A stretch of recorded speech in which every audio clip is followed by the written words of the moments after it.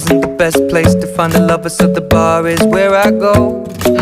Me and my friends at the table doing shots. Nós estamos estudando o assunto invasões francesas e holandesas, certo?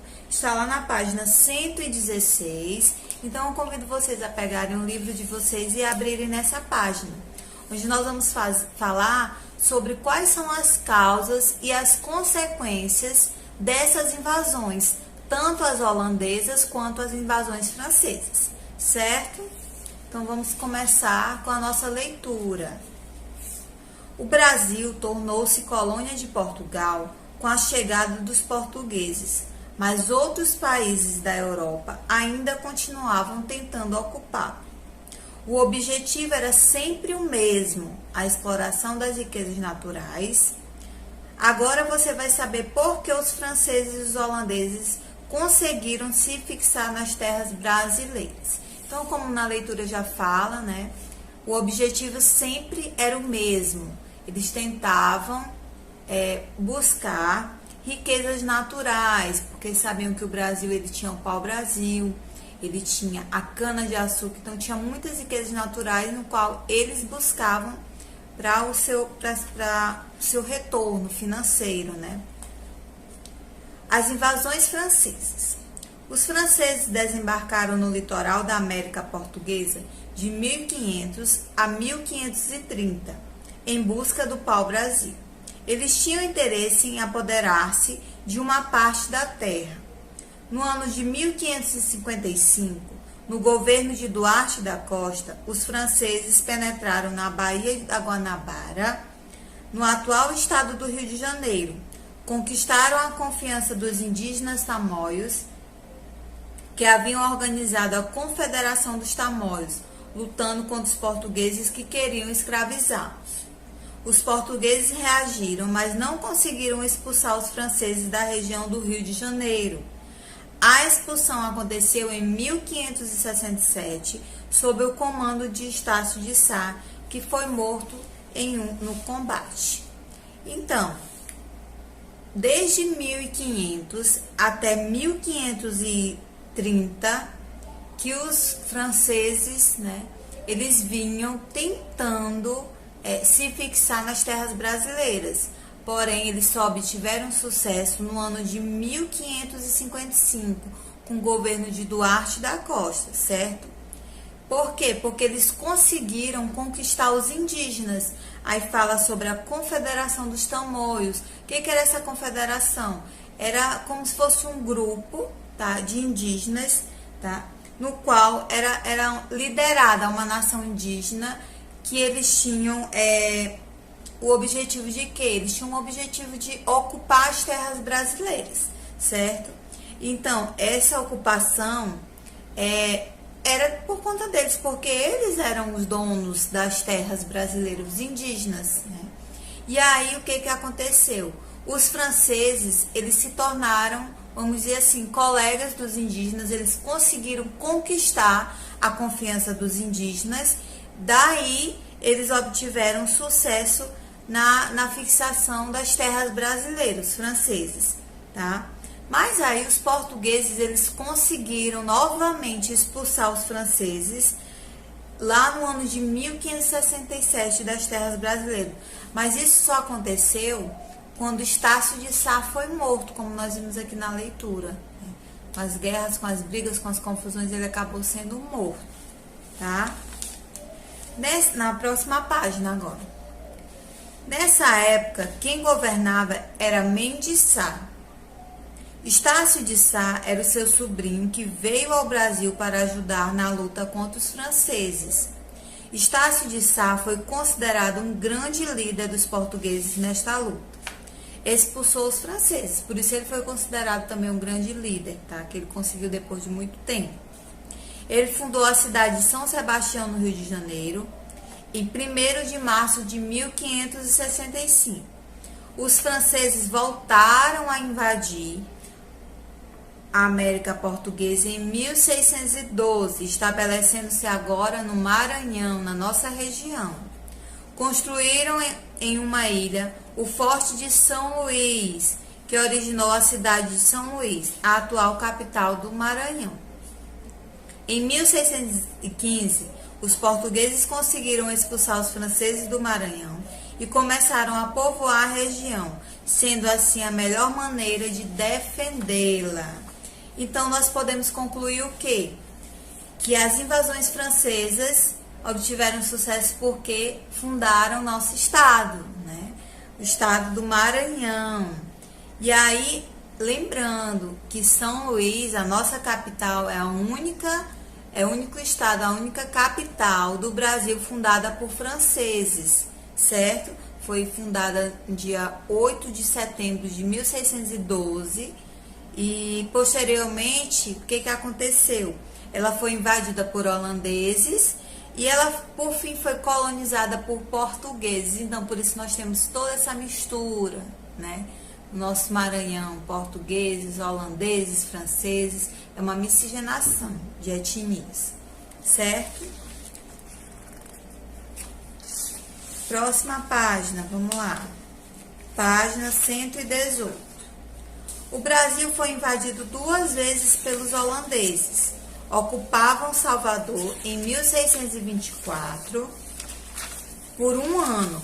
Depois invadiram Pernambuco em 1630 por 24 anos. Controlaram quase todo o litoral nordestino. Pernambuco foi o local escolhido para ser invadido, porque essa capitania era muito rica e tinha uma grande produção de cana-de-açúcar.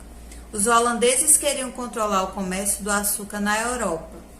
Por esse motivo, a Holanda precisava dominar a região que produzia, em maior quantidade, o açúcar. Chegou a Pernambuco em 1637 Maurício de Nassau, alemão a serviço da Holanda, para assumir o governo.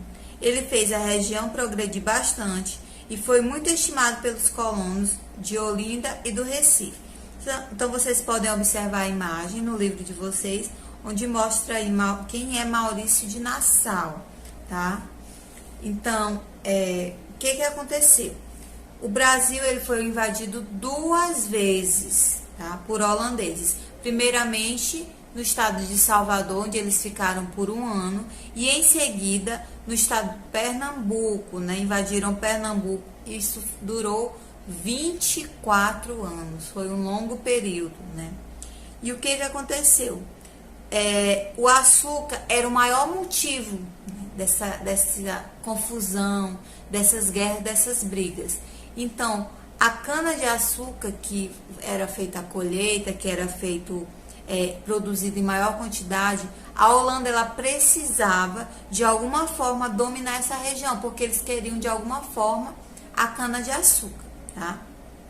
Aí quem que chega? Maurício de Nassau, que ele era um alemão, né, a serviço da Holanda, e ele conseguiu administrar a cana-de-açúcar, né, conseguiu fazer uma organização progredir, vamos dizer assim, ele conseguiu progredir bastante, né, dentro do Brasil. E aí os pernambucanos gostaram do trabalho dele, viram que ele conseguiu desenvolver todo esse processo, tá? Maurício de Nassau voltou à Europa em 1644. Com a sua volta, os holandeses passaram a cobrar empréstimos feitos aos colonos pernambucanos. Revoltados, os colonos reiniciaram uma luta contra os holandeses. Então, enquanto Maurício de Nassau estava no governo, tudo estava caminhando direitinho. Porém, quando ele voltou, né, para a Europa, o que aconteceu? Os holandeses, eles passaram a cobrar os impostos. E aí, não deu certo, de maneira nenhuma. Começou, então, a chamada insurreição pernambucana. O que foi essa insurreição pernambucana? Foi uma luta contra pernambucanos e holandeses, tá? E essa luta, ela durou 10 anos, isso mesmo, foi uma guerra de 10 anos, lutando para que desse um basta nessa cobrança de impostos e pudessem as coisas voltarem ao normal. Essa luta de colonos e pernambucanos foi chamada de Ressurreição Pernambucana, como eu já falei, que durou 10 anos. Durante esse período ocorreram diversas batalhas, até que em 1654 aconteceu o combate final, a Batalha dos Guararapes, na atual cidade de Pernambuco, Jaboatão dos Guararapes. Os holandeses renderam-se e voltaram para o seu país. Então, por fim, a luta que durou 10 anos, que aconteceu em Pernambuco, por isso deu-se o nome de Batalha dos Guararapes, tá? Ela teve fim e os holandeses voltaram para o seu país. Os holandeses, quando deixaram Pernambuco, levaram mudas de cana-de-açúcar. Olha como eles foram espertos. E produziram açúcar no Caribe, ou mais precisamente nas Antilhas, para vender pela Europa. Com isso, o produto da América Portuguesa deixou de ser comprado na Europa em grande quantidade, o que causou enormes prejuízos no comércio da colônia. Então, o que nós podemos concluir? Que os holandeses, tá, que não foram bobos nem nada, levaram as mudas de cana-de-açúcar, né, para a região lá do Caribe, e o que aconteceu? Começou assim um grande prejuízo para os colonos, para o Brasil, porque como antes essas mudinhas de cana-de-açúcar só tinham no Brasil, então elas poderiam ser transportadas para outros países. A partir daí, então, não tinha mais só no Brasil. A muda da cana-de-açúcar também tinha em outros países. Então, começou assim um prejuízo, né, na América, para nós aqui no Brasil, certo? Então, as invasões francesas e holandesas ocasionaram tudo isso, revoltas, guerras, tá? Esse foi nosso conteúdo de hoje, falando sobre essas revoltas, sobre essas invasões. Por que aconteceram as invasões francesas e holandesas? Porque o objetivo sempre era o mesmo, de buscar, tá, riquezas naturais no nosso Brasil. Como Portugal estava ganhando muito dinheiro com a comercialização do açúcar, a Holanda passou a procurar esse produto em outros locais e conseguiu fazer concorrência ao açúcar português com o seu açúcar vindo das Antilhas. Assim, o ciclo do açúcar no Brasil começou a passar por uma forte crise. Muitos senhores de engenho perderam suas terras e seus escravos. Então, Portugal começou a procurar uma nova riqueza para explorar, incentivando a busca de metais preciosos. Nessa busca, os bandeirantes de São Paulo terminaram encontrando ouro na região onde atualmente fica o estado de Minas Gerais. Então, assim, nós vimos que sempre o Brasil, né, ele teve muitas riquezas naturais, como nós já estudamos, o pau-brasil, o açúcar, né, que era considerado o ouro da época. E aí, diante de tudo o que vinha acontecendo, né, que os portugueses eles estavam perdendo as mudas de cana-de-açúcar, elas estavam sendo levadas pelos franceses, né? E aí aconteceu que chegou um momento no qual os portugueses eles estavam perdendo, né, esse domínio na questão de produção da plantação da cana-de-açúcar. Então eles começaram a buscar novas riquezas dentro do Brasil. Não só a questão das riquezas naturais, como a cana-de-açúcar e o pau-brasil, como eu já falei, mas também eles procuraram agora metais preciosos, certo? Assim, a mineração passou a ser a principal atividade de exploração de Portugal. As primeiras pessoas a se instalarem na região encontraram-se sem qualquer estrutura. Não havia moradia, alimentos e remédios. Então, deixaram um pouquinho de lado, né, a produção, a plantação de cana-de-açúcar, o pau-brasil também, sua produção. E aí eles começaram a buscar metais preciosos nas terras brasileiras. Só que, quando esses escravos, essas pessoas, os colonos vinham para o Brasil, vinham produzir, né, procurar, melhor dizendo, procurar esses metais preciosos, eles não tinham condição nenhuma para se fixar no Brasil, porque eles não tinham moradia, eles não tinham alimento e muito menos o remédio. Os negros passaram a trabalhar em várias atividades diferentes. Podiam ser encontrados escravos trabalhando em serviços domésticos, como artesãos, vendedores ambulantes e na própria mineração. Os escravos vendedores ambulantes eram conhecidos como negros do ganho, mas a maior parte do que ganhavam ficavam com seus donos. Então, o que acontecia? Os negros, eles continuaram sendo escravizados, tá? Porém, eles começaram a ter outras funções para os seus donos, como aí eu acabei de ler. Eles eram escravos domésticos, trabalhavam como domésticos, vendedores, eles eram vendedores, e aí eles eram artesãos. Então, eles começaram a produzir, a trabalhar para os seus donos. Eles não ganhavam nada com isso, tá? Todos os lucros deles eram passados para os seus donos, porque eles eram escravos. A exploração do ouro dependia do escravo, que trabalhava nas minas e passava boa parte do dia com as pernas dentro da água, porque tinha que procurar ouro nos rios, em suas margens e no leito. Como os maus tratos continuavam, os escravos frequentemente ficavam doentes, sendo as doenças mais comuns causadas pelos grandes tempos que passavam na água explorando o ouro. Por conta de tudo isso, os escravos trabalhavam, em média, apenas 8 anos, porque morriam com alguma doença.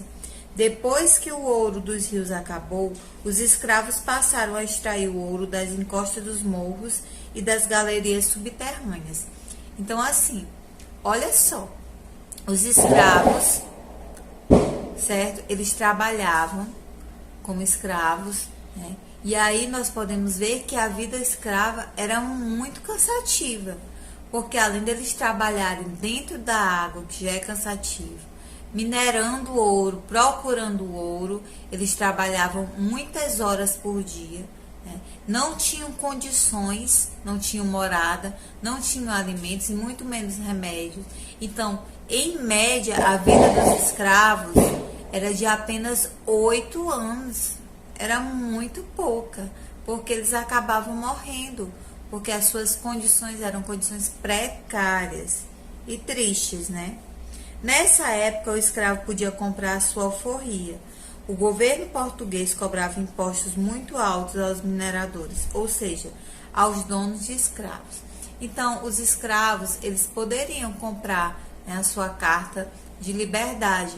Porém, muitas vezes eles acabavam não comprando, porque eles já estavam cansados, eles não tinham moradia fixa, não tinham como voltar para as suas terras, para a África, né? E aí acabavam que ficavam vivendo essa vida e acabavam morrendo. Então, assim, a vida escrava era muito triste, era muito puxado. E aí, esse período, esse ciclo de ouro, uma das principais causas que o caracteriza é isso, é a vida escrava, né? Que os escravos, eles mineravam muito tempo, eles passavam muito tempo em busca de ouro, que não eram para o seu próprio bem, sim para os donos deles, né? Infelizmente acontecia dessa forma. Voltas, tá? No período da exploração das minas de ouro, ocorreram muitas revoltas. Essas revoltas marcaram a história, umas pela violência e outras pela formação dos ideais da independência, que aconteceram alguns anos mais tarde. Então, na aula passada, nós estudamos um pouquinho sobre a questão do ciclo do ouro, né? E aí nós vimos que os escravos, eles passaram a trabalhar não só nas minas de ouro, mas eles começaram também a trabalhar dentro do comércio no Brasil, eles começaram a ser trabalhar como empregados, funcionários do lar, como nós chamamos hoje em dia. Então, eles tiveram várias funções. E dentro dessa revolta, também eles deram continuidade, tá, no seu trabalho. Porém, na revolta, os fatos principais que a marcaram foi os ideais dos problemas de independência, vamos dizer assim, que iam acontecer mais tarde, tá? E aí nós podemos falar um pouquinho sobre a revolta de Beckman, que foi no Maranhão, aconteceu no ano de 1684. Teve como motivo o descontentamento dos colonos com a exploração comercial. A campanha do comércio do Maranhão comprava os produtos na região a baixo preço, revendia-os ao Portugal e vendia os produtos que vinham desse país por um alto preço. Então, um dos primeiros problemas para que a revolta de Beckman acontecesse foi esse, tá? Que inicialmente eles traziam os produtos, né, para o Brasil, levavam também para Portugal e vendiam em alto preço aqui no Brasil, certo? Eles traziam de Portugal e o preço era um absurdo. Então, daí deu início às primeiras revoltas, tá? Outro problema era a falta da mão de obra, pois Portugal havia feito um acordo com os colonos de mandar 500 escravos por ano ao Maranhão e não cumpriu. O resultado foi a escravização dos indígenas. Manuel Beckman, fazendeiro muito rico e respeitado na região, foi o líder dessa revolta que fez o seu nome. Os colonos acabaram com a companhia, porém o governo português sufocou a revolta e prendeu os principais líderes. Beckman foi condenado à forca. Então, a revolta de Beckman levou esse nome Beckman, porque Beckman era um fazendeiro na época, né? E aí, ele que deu início a, vamos dizer assim, esses problemas que ocasionaram as revoltas, como eu já falei no início. Como ele vendia os preços num absurdo, muito caro, e os colonos não concordavam com o valor, então, assim, eles já começaram a se revoltar. Outro ponto era na questão dos escravos, porque eles tinham feito um acordo que anualmente iam trazer os escravos, em média 500 escravos para o Maranhão. Nós estamos falando no contexto dentro do Maranhão, tá? E aí, esse acordo não foi feito, ele foi quebrado. Então, os colonos, eles começaram a se irritar dessa forma. E aí, eles colocaram indígenas para trabalhar como escravos. E vocês já sabem que alguns indígenas não concordavam de maneira nenhuma em trabalhar como escravos, né? Então, tudo isso dentro do Maranhão ocasionou essa revolta. E dentro dessa revolta, Beckman veio a morrer, né? Onde ele foi condenado à forca. Então, assim, foi uma revolta que aconteceu aqui no Maranhão, tá? E aí nós temos também a Guerra dos Emboabas, que aconteceu em Minas Gerais em 1708. Aconteceu em Minas Gerais entre 1708 e 1709, entre os paulistas e os emboabas, que eram conhecidos assim, que eram os forasteiros, né, no caso, gente que vem de fora. Os bandeirantes descobriram o ouro em Minas Gerais e acharam que as minas deveriam pertencer só a eles. Entretanto, muitos colonos de regiões diversas do litoral dirigiram-se para o local assim que souberam da descoberta das minas de ouro. Com isso, foram formando dois grupos inimigos que entraram em violentos combates. Os paulistas, chefiados por Manuel Borba Gato, e os emboabas, chefiados por Manuel Nunes Viana. Os emboabas prepararam uma emboscada para os paulistas e muitos morreram. Os paulistas tiveram então que dividir a exploração das minas com os habitantes da região. Dessa forma, muitos paulistas saíram à procura do ouro em outras regiões da colônia. Então, o que aconteceu dentro da Guerra dos Emboabas? Lá em Minas Gerais, certo? Os paulistanos, eles achavam que por eles terem descoberto essas minas dentro de Minas Gerais, por isso Minas Gerais recebe esse nome, por ter uma grande quantidade de minas, certo? Então, eles achavam que eles estavam no direito de ser os proprietários dessas minas. E aí, de forma nenhuma, né, os colonos da época não concordaram, eles não permitiram que isso acontecesse.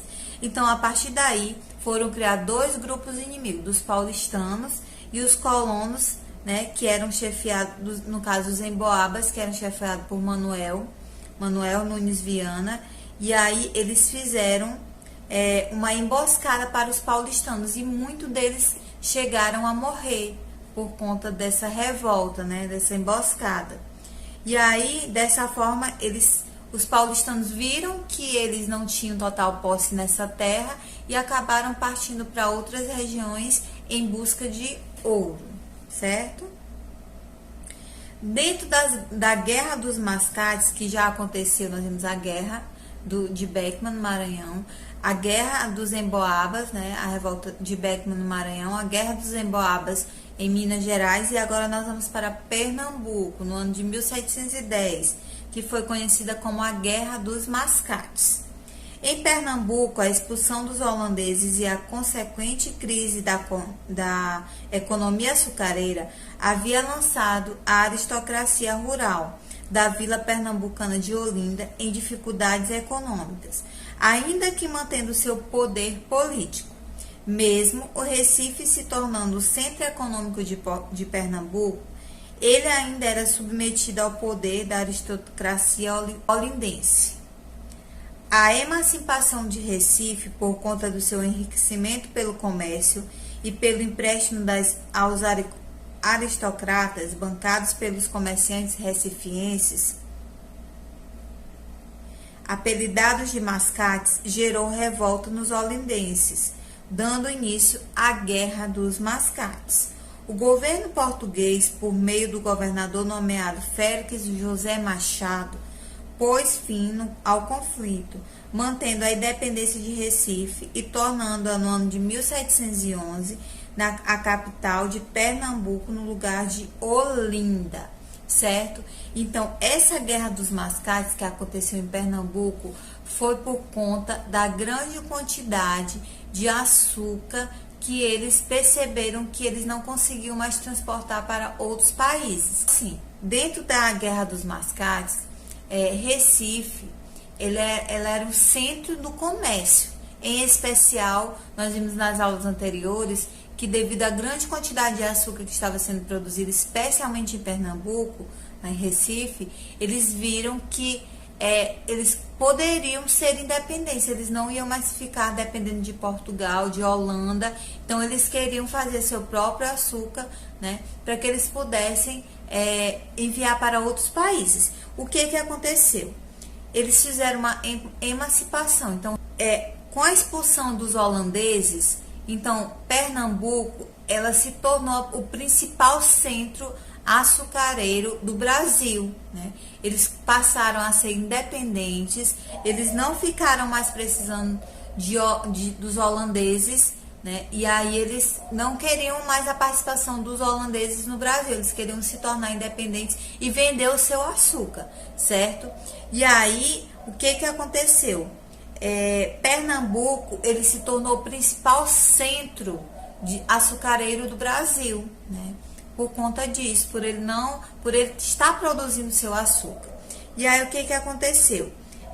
Isso gerou uma grande revolta, tá? Para os bancários de Recife, para as pessoas que tinham as maiores condições. Por quê? Porque eles perceberam que o valor do açúcar ele foi muito alterado. Então, a cobrança de impostos aumentou bastante com tudo isso. E aí, inclusive, né, eles apelidaram os comerciantes de Olinda de mascates. Porque a partir daí deu início a essa guerra, chamada Guerra dos Mascates. Porém, nós tivemos aí o governador Félix José Machado, que era um governador lá de Portugal, e aí ele pôs um fim nessa guerra, no qual ele conseguiu tornar Recife independente e foi no ano de 1711, Recife se tornou a capital de Pernambuco, não mais Olinda como era inicialmente, tá? E aí nós temos aí a revolta de Filipe dos Santos, em Minas Gerais, no ano de 1720. Ocorreu em 1720 em Vila Rica, atual cidade do Ouro Preto, no estado de Minas Gerais. Em 1720, as autoridades portuguesas proibiram a circulação de ouro em pó em todas as regiões de mineração. O minério só podia ser negociado depois de fundido, depois de estar pronto, né? Selado e quitado, descontado em quinto, que é o seu peso, para o pagamento de imposto à coroa, nas casas de fundição. Então, tinham casas, chamadas casas de fundições, onde eles pegavam o ouro, fundiam o ouro, preparavam todo o ouro, para poder pesar o ouro em pó, valia bem mais, certo? Era o valor que eles preferiam estar vendendo, estar fazendo as trocas também. E aí, os mineiros chefiados por Filipe dos Santos revoltaram as casas de fundição e diminuísse os impostos, tá? Aí vocês podem observar aí, ó, a imagem, né, que foi o julgamento de Filipe dos Santos. Por quê? No qual Filipe dos Santos, né, ele deu o primeiro passo para que colocasse fim aos impostos e também tivessem direitos às casas de fundições para que o ouro fosse vendido corretamente. Conde de Assumar, nome de Dom Pedro Miguel de Almeida, Portugal, de enfrentar os revoltosos, negociou algumas propostas, procurando as prisões. Seu principal líder, o português Filipe dos Santos, foi condenado à morte, enforcado e esquartejado. Então, como ele estava à frente, né, Filipe dos Santos, ele simplesmente foi morto, como várias pessoas que foram mortas na época, né, tentando diminuir esse alto imposto, mas eles foram espertos também, né? Eles fizeram um acordo, depois desse acordo eles perceberam que eles poderiam seguir em frente e acabou tendo a morte de Filipe dos Santos. Por isso essa revolta levou esse nome, certo? E aí nós temos a Inconfidência Mineira, em Minas Gerais, em 1789. Ocorreu em 1789, em Vila Rica, atual Ouro Preto, em Minas Gerais, e tinha como objetivo principal a independência dessa capitania. Algumas pessoas achavam que era preciso acabar de vez por todas com a exploração portuguesa e que seria melhor ter um governo próprio que não obedecesse às ordens de Portugal. Reuniram-se em segredo para elaborar um plano para libertar Minas Gerais do domínio português e estabelecer uma república de capitania. Os inconfidentes eram pessoas ricas e instruídas, mas haviam entre eles pessoas que não tinham muitas posses, como Joaquim José da Silva Xavier, chamado de Tiradentes. Joaquim Silveiro dos Reis, componente do grupo, traiu seus companheiros e denunciou-os ao governo de Minas Gerais, Visconde de Barbacena. A derrame, que era chamada a cobrança dos impostos atrasados, foi suspensa. Os inconfidentes presos, Tiradentes, chefe do movimento, foi condenado à morte e no dia 21 de abril de 1792 foi enforcado e esquartejado e as partes do seu corpo foram colocadas em postes ao longo do caminho do Rio de Janeiro para Minas, em Vila Rica. Como exemplo para que não houvesse mais nenhum movimento de revolta contra os portugueses. Então, a Inconfidência Mineira, né, que aconteceu em 1789, o que aconteceu? Ela tinha como objetivo a independência de Minas Gerais. Minas Gerais, ela não queria mais depender do governo português. Então, tinha uma pessoa, né, que vocês conhecem, acredito que vocês já ouviram que tem até o feriado de Tiradentes, né, dia 21 de abril, dia feriado de Tiradentes, no qual ele é conhecido como Joaquim José da Silva Xavier Tiradentes, que não é aquele que tira o dente. Sim, ele também foi dentista, tá? Mas aí o que aconteceu? Ele era uma das pessoas que estavam à frente, tá, dessa revolta. no qual eles queriam que Minas Gerais, como eu já falei, fosse independente. E aí Tiradentes estava à frente para que diminuísse os impostos, para que não houvesse mais tanta cobrança de impostos e para que Minas Gerais se tornasse independente. Então eles começaram as guerras entre eles. Porém, quando eles estavam planejando tudo isso com Tiradentes, Tiradentes tinha um primo, né, chamado de Joaquim Silvério dos Reis, que era parente dele, né? E aí, nessa reunião que eles estavam fazendo, para que eles pudessem pôr em prática o plano de Minas Gerais se tornar independente, Joaquim, o primo dele, né, de Tiradentes, primo dele, Joaquim Silveiro, foi até os portugueses, disse tudo o que estava acontecendo para eles, né? Foi levar a conversa até eles e acabou que os portugueses se organizaram, planejaram também para que pudesse haver esse conflito, né? Para que eles pudessem chegar primeiro do que a tropa de Tiradentes. E aí aconteceu o quê? Tiradentes, como era o da frente, o que estava à frente de tudo isso, juntamente com outras pessoas, algumas pessoas eram pessoas que tinham posses, outras eram pessoas mais simples, acabou de muitas pessoas virem a morrer, acabou o Tiradentes sendo esquartejado, né? Foi morto, foi cortado em pedaços e Portugal venceu essa batalha. Aí nós temos a imagem aí da atual bandeira de Minas Gerais, é baseada na bandeira que seria adotada após a Inconfidência Mineira e a independência do Brasil. Ela carrega o lema dos Inconfidentes, do latim, quer dizer liberdade, ainda que tardia. E aí na página 130 nós vamos falar um pouquinho sobre a Conjuração Baiana, ou Revolta dos Alfaiates, que aconteceu na Bahia em 1798. Sendo considerada a mais social das revoluções do período colonial, pela participação dos homens livres e pobres, a Conjuração Baiana surgiu da insatisfação dos habitantes da antiga capital do Brasil. Após sua transferência para o Rio de Janeiro, em 1763, aliado à forte tributação exercida pela metrópole, influenciados pela Revolução Americana e Francesa, além da rebelião escrava que havia acontecido na ilha de São Domingos, atual Ayate, começaram a surgir panfletos nas ruas de Salvador que pregavam alguns critérios essenciais à Revolução, que era liberdade, a colônia de Portugal e transformá-la em uma república, acabar com a escravidão, melhorar as condições de vida das pessoas mais pobres, aumentar o soldo dos soldados.